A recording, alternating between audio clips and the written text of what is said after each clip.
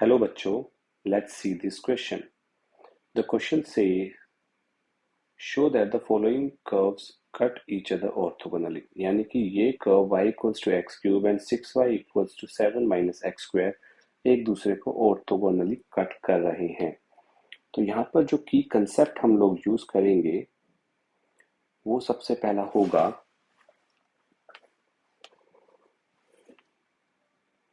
Product of slopes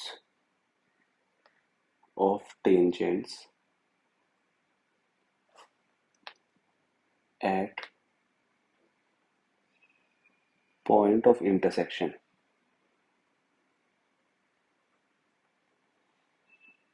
should be equal to -1.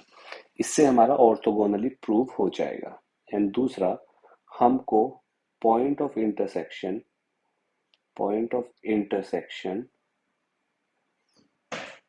Of curves निकालने होंगे.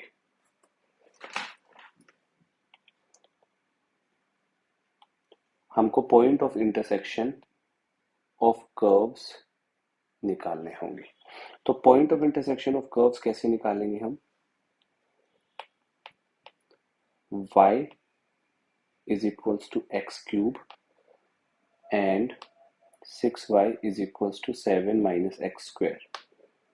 यहां से मैं x cube y को x cube सब्स्टिट्यूट कर रहा हूं दूसरे कर्व में. तो उसको सॉल्व करके हमारे पास इक्वेशन मिली 6x cube plus x square minus 7 equals to 0. ये एक क्यूबिक इक्वेशन है तो इसके रूट्स हमें हिट एंड ट्रायल से निकालने पड़ेंगे. तो सबसे पहला रूट जो इसका बनेगा वो बनेगा 1. तो x माइनस 1 इसका एक फैक्टर हो जाएगा. x माइनस 1 फैक्टर होने के बाद दूसरा जो फैक्टर बनेगा क्वाड्रेटिक वो बनेगा 6x square plus 7x plus 7.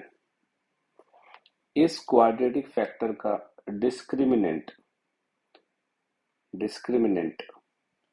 निकाल के देखते हैं. वो आएगा b स्क्वायर यानी कि 49 माइनस 4ac 7 6 42 इंटू 4 168 जो कि लेस देन 0 है. तो इसका मतलब ये हमारा क्वाड्रेटिक फैक्टर फर्दर फैक्टराइजेबल नहीं है. तो इसका मतलब x equal to 1 is the only x coordinate of the point of intersection. x equal to 1 आ गया है तो y की वैल्यू भी 1 आएगी. तो इसका मतलब पॉइंट ऑफ इंटरसेक्शन जो हमारा होगा कर्व्स का पॉइंट ऑफ इंटरसेक्शन वो हो जाएगा 1,1. यानी कि 1,1 पर हमें ऑर्थोगोनल कर्व्स प्रूव करने हैं. y is equals to x cube का स्लोप हो जाएगा dy by d x 3x square.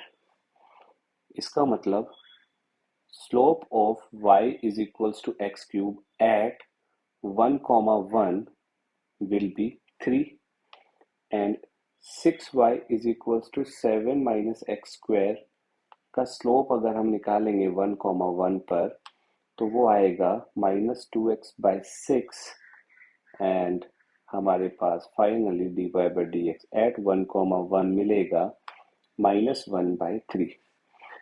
अब अगर हम m1 और m2 वैल्यू इनको एज्यूम कर लेते हैं तो हम ये देखेंगे कि m1 m2 3 into minus 1 by 3 का प्रोडक्ट -1 होता है. तो इसका मतलब स्लोप ऑफ टेंजेंट्स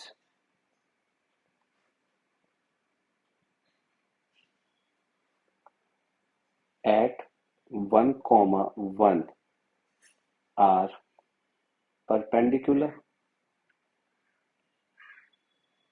कहने का मतलब है कि tangent at the point 1,1 are perpendicular. So we have proved that curves intersecting at 1,1 are orthogonal to each other. Hope everything is clear. Hope you understood it well. All the best.